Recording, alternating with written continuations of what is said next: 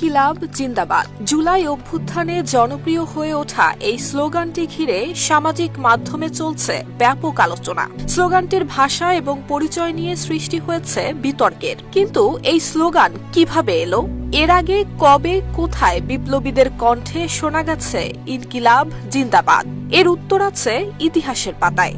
British শাসনের বিরুদ্ধে যখন উত্তাল ভারতবর্ষ, চারিদিকে অসন্তোষ, ক্ষোভ আর বিদ্রোহের আগুন, এমন প্রেক্ষাপটে জন্ম নেয় এক অমর স্লোগান, ইনকিলাব জিন্দাবাদ।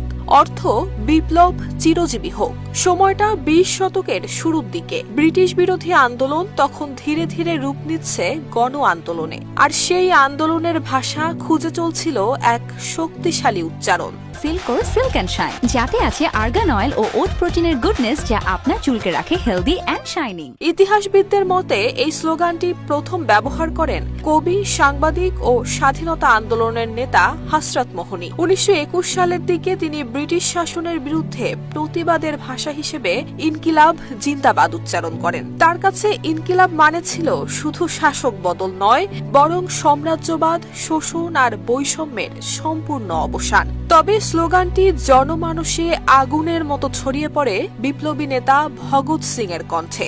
আদালত প্রাঙ্গণ থেকে ফাঁসির মঞ্চ, প্রতিবারই ইনকিলাব জিন্দাবাদ ধ্বনিতে কেঁপে উঠত ব্রিটিশ শাসন ব্যবস্থা।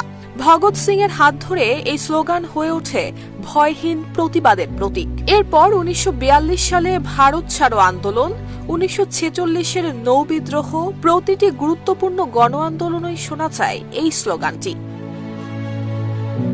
একই ধারাবাহিকতায় বাংলাদেশের গণতান্ত্রিক লড়াই, বিশেষ করে 1969-এর গণ অভ্যুত্থানেও এই স্লোগান স্বৈরশাসন আর বৈষম্যের বিরুদ্ধে হয়ে ওঠে গণমানুষের কণ্ঠস্বর। এমনকি 2024 সালের জুলাইয়েও যখন ছাত্র জনতার আন্দোলন তীব্র হয়ে ওঠে, তখন তরুণদের অনেকেই ইনকিলাব জিন্দাবাদ স্লোগানটি ব্যবহার করেছেন। এক কথায়, ইনকিলাব জিন্দাবাদ শুধু একটি স্লোগান নয়, এটি উপমহাদেশের সংগ্রামী ইতিহাসের এক জীবন্ত দলিল।